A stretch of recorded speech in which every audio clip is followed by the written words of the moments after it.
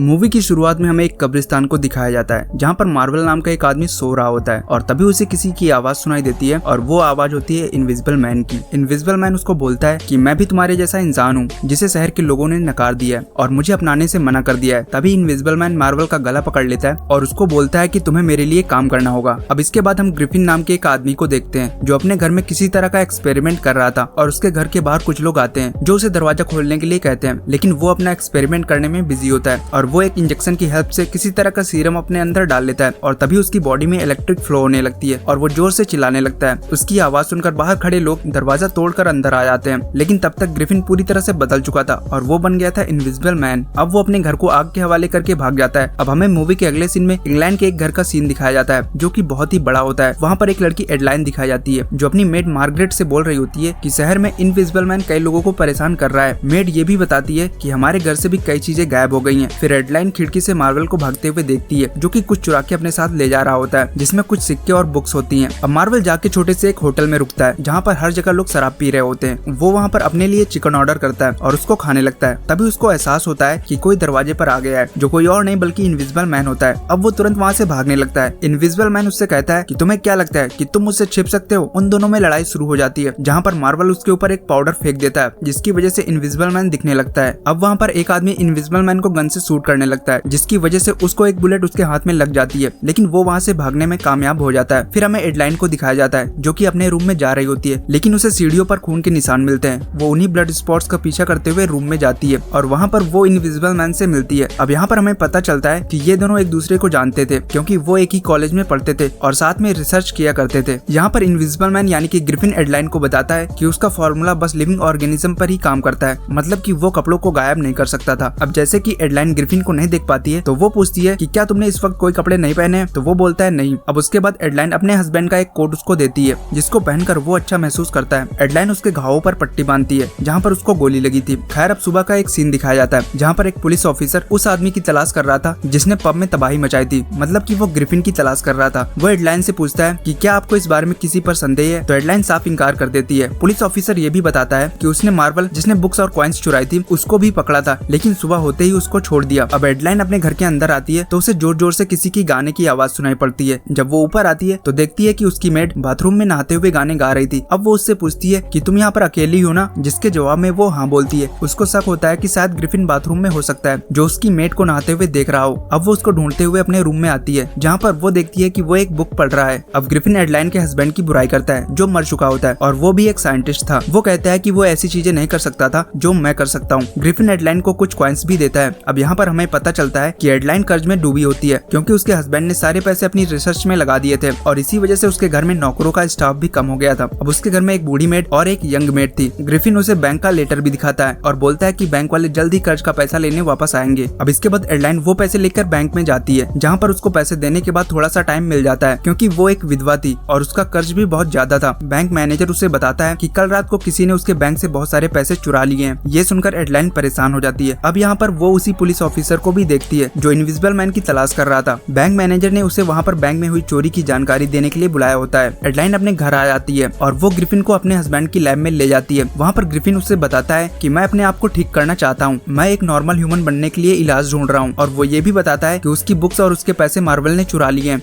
Marvel वही आदमी होता है जिसे हमने मूवी की शुरुआत में देखा था, जिसका गला ग्रिफिन पकड़ लेता है। उसे इलाज ढूंढने के लिए उन बुक्स की जरूरत पड़ेगी क्योंकि उनमें 3 से 4 लाख केमिकल कॉम्बिनेशंस हैं। वो उसे अपनी पुरानी लाइफ के बारे में भी बोलता है कि कैसे जब वो एक्सपेरिमेंट कर रहा था और जब उसका मकान मालिक उससे पैसे लेने के लिए आया था तो वो खुद को सीरम से इंजेक्ट कर लेता है और वो वहाँ से अदृश्य होकर भाग जाता है। फिर वो मिलता है मार्वल से जो उसकी हेल्प करता था, लेकिन बाद में वो उसको धोखा देता है और उसके नोट्स और पैसे चुरा कर भाग जाता है। अब अगली सुबह हम पुलिस ऑफिसर को उसके घर पर देखते हैं। वो उसी बैंक रॉबरी के बारे में उससे बात करने आया था। वो उससे कहता है कि क्या आपको पता है कि जितने पैसे आपको कर्ज के तौर पर भुगतान करने थे उससे डबल अमाउंट बैंक से लूटा गया है। वो उससे पूछताछ कर ही रहा था कि तभी उसके पीछे का दरवाजा खुलता है और एक छड़ी हवा में उसके पीछे घूमने लगती है। तभी एडलाइन ये सब देख लेती है और वो तुरंत ऑफिसर को वहाँ से जाने के लिए बोलती है। अब अगली सुबह उसकी मेड उसे एक लेटर देती है जो किसी चर्च के फादर का होता है। वो उसे मार्वल के बारे में जानकारी देने के लिए बुलाता है। अब क्योंकि ग्रिफिन को अपनी रिसर्च बुक्स वापस चाहिए थी जो कि मार्वल ने चुरा ली थी, तो इसीलिए एडलाइन मार्वल से मिलने के लिए फादर के पास चली जाती है। अब वहाँ पर फादर उसे चर्च के अंदर ले जाता है जहाँ पर मार्वल बैठा होता है। मार्वल एडलाइन को बताता है कि मैं उसके लिए काम करता था, लेकिन मुझे उसके बुरे इरादों के बारे में पता चल गया। उसके बाद मैंने उसको धोखा दिया और उसकी बुक्स चुरा कर भाग गया। अब एडलाइन उससे वो बुक्स मांगती है तो वो वहाँ से भाग जाता है और कहता है कि ये भी इनविजिबल मैन से मिली हुई है और इसको भी वही पावर्स चाहिए। अब एडलाइन अपने घर लौट आती है, लेकिन अगली सुबह वो फिर से उसी चर्च में जाती है, लेकिन इस बार वहाँ पर मार्वल नहीं होता और वहाँ पर कोई दूसरा आदमी होता है। वो उसे बताता है कि मुझे पता है कि मार्वल कहाँ है। वो एडलाइन को अपने साथ एक सुरंग में ले जाता है जहाँ पर मार्वल अपने साथियों के साथ पहले से तैयार होता है और जो आदमी एडलाइन को वहाँ पर लेकर आया था वो भी मार्वल से मिला होता है। अब एडलाइन अपनी पिस्टल निकालकर उससे वही बुक मांगती है जिसे मार्वल देने से मना कर देता है। वो उस पर अटैक करने वाला होता है, तभी वहाँ पर इनविजिबल मैन आता है। वो उन सबको मारने लगता है, उनमें से कुछ मर जाते हैं लेकिन मार्वल बच जाता है। अब एडलाइन वहाँ से चली जाती है। अब उसी जगह पर आता है पुलिस ऑफिसर। वो मार्वल से इन सब के बारे में पूछता है और ऑफिसर को वहाँ पर एडलाइन की गन मिलती है जो वहाँ पर गिर गई थी और इसके साथ ही उसको इनविजिबल मैन के 3 बुक्स में से एक बुक मार्वल के पास मिल जाती है। अब इसके बाद वो ऑफिसर सीधा एडलाइन के घर आता है और वो पूछता है कि आप वहाँ पर क्या करने गई थी और वो गन और बुक भी दिखाता है और पूछता है कि ये किसकी है। अब इसके बाद एडलाइन जवाब देती है कि ये बुक्स मेरे हस्बैंड की हैं और ये बुक मार्वल ने चोरी कर ली थी तो मैं उससे ये बुक लेने गई थी। ऑफिसर को पता होता है कि वहाँ पर इनविजिबल मैन भी था जिसने उसकी मदद करी थी, लेकिन एडलाइन उसको जानने से इनकार कर देती है। अब ऑफिसर उसको बुक देकर चला जाता है। अब इसके बाद ग्रिफिन यानी कि इनविजिबल मैन उसके पास आता है और कहता है कि मुझे 2 बुक्स की और जरूरत है, उसके बाद ही मैं अपने आप को ठीक कर पाऊंगा। जिसके बाद एडलाइन सीधा पुलिस ऑफिसर के पास जाती है और उसको बोलती है कि मेरे हस्बैंड के पास 3 बुक्स थी जिनमें से एक मेरे पास है लेकिन अभी भी 2 बुक्स मार्वल के पास हैं। अब ऑफिसर बोलता है कि ठीक है मैं तुमको उससे मिलवा दूंगा लेकिन तुम्हें उसको कुछ बोलना नहीं है। अब जिसके बाद वो उसे मार्वल की सेल के पास ले जाता है और वो उससे पूछता है कि बाकी की 2 बुक्स कहाँ पर है। जिसके बाद मार्वल कहता है कि वो बुक्स मेरी हैं और मैं वो किसी को नहीं दूंगा। मार्वल ये भी बोलता है कि ग्रिफिन बहुत खतरनाक आदमी है, उसके इरादे नेक नहीं है, लेकिन ऑफिसर उसकी बात नहीं सुनता और उसको फिर से बंद करने लगता है। मार्वल बोलता है कि मुझे अकेले यहाँ पर इनविजिबल मैन के साथ मत छोड़ो, लेकिन ऑफिसर वहाँ से चला जाता है। अब हम एडलाइन को देखते हैं जो अपने बिस्तर में लेटी होती है और वहाँ पर ग्रिफिन आता है। वो उसको धन्यवाद बोलता है क्योंकि उसको बाकी की दोनों बुक्स मिल गई होती है। एडलाइन ग्रिफिन से मार्वल के बारे में पूछती है कि तुमने उसके साथ कुछ किया तो नहीं, जिसके जवाब में वो कहता है कि मार्वल तो बिल्कुल ठीक है। अब अगली सुबह एडलाइन लैब में जाती है जहाँ पर 3 बुक्स मिलने के बाद इनविजिबल मैन आगे का एक्सपेरिमेंट कर रहा होता है। अब यहाँ पर एडलाइन को वो उसके पूरे प्लान के बारे में बताता है। असलियत में वो एडलाइन को पसंद करता है। वो उसको बोलता है कि मैं इनविजिबल मैन की पूरी आर्मी बनाऊंगा और साथ ही वो ये भी बोलता है कि वो एडलाइन को भी अपनी तरह बना देगा और वो दोनों इस दुनिया में राज करेंगे। ये सुनकर एडलाइन डर जाती है और वो सीधा पुलिस स्टेशन जाती है। वहाँ पर वो पुलिस ऑफिसर से मिलती है और उसको ग्रिफिन के इविल प्लान के बारे में सब कुछ बोल देती है। पुलिस ऑफिसर उसको बताता है कि उसने मार्वल को भी मार दिया है और उसके पास से वो बुक्स ले गया। अब वो वहाँ से भागकर सीधा अपने घर आती है तो देखती है कि उसकी मेट गाना गा रही थी और नहा रही थी। वो अंदर जाती है और वहाँ पर रखी चेयर पर कपड़ा डालती है जिससे पता चलता है कि ग्रिफिन उसी चेयर में बैठा होता है और वो उसकी मेट को नहाते हुए देख रहा था। वो वहाँ से भागकर अपने रूम में आ जाता है। उसके पीछे एडलाइन भी आती है जो बहुत ज्यादा गुस्से में थी। वो उससे इन सब के बारे में पूछ ही रही होती है कि तभी वहाँ पर पुलिस ऑफिसर अपनी टीम के साथ आ जाता है। एडलाइन पुलिस ऑफिसर की हेल्प करती है और वो दरवाजा खोल देती है, लेकिन वहाँ पर ग्रिफिन सभी को मौत के घाट उतार देता है और पुलिस ऑफिसर को भी बेहोश कर देता है। इसके बाद वो एडलाइन के रूम में आता है और कहता है कि मुझे मेरी बुक्स दे दो, लेकिन एडलाइन उसकी बुक्स को आग के हवाले कर देती है। अब ग्रिफिन पूरी तरह से पागल हो जाता है और वो पूरे रूम को आग के हवाले कर देता है, लेकिन एडलाइन वहाँ पर खिड़की का शीशा तोड़कर रूम से बाहर निकल आती है और उसके पीछे ग्रिफिन भी आ जाता है। अब रात के अंधेरे में धुंध होने की वजह से वो एडलाइन को थोड़ा थोड़ा दिख रहा था, जिसका फायदा उठाकर एडलाइन उस पर गोली चला देती है और उसे जान से मार देती है। मरने के बाद वो अपने नॉर्मल फॉर्म में वापस आ जाता है। अब पुलिस ऑफिसर को भी होश आ जाता है। यहाँ पर एडलाइन ने अपनी समझदारी से इनविजिबल मैन के इविल प्लान को फेल कर दिया था और अपने शहर को बचा लिया था। अब इसके साथ ही ये मूवी यहाँ पर खत्म हो जाती है।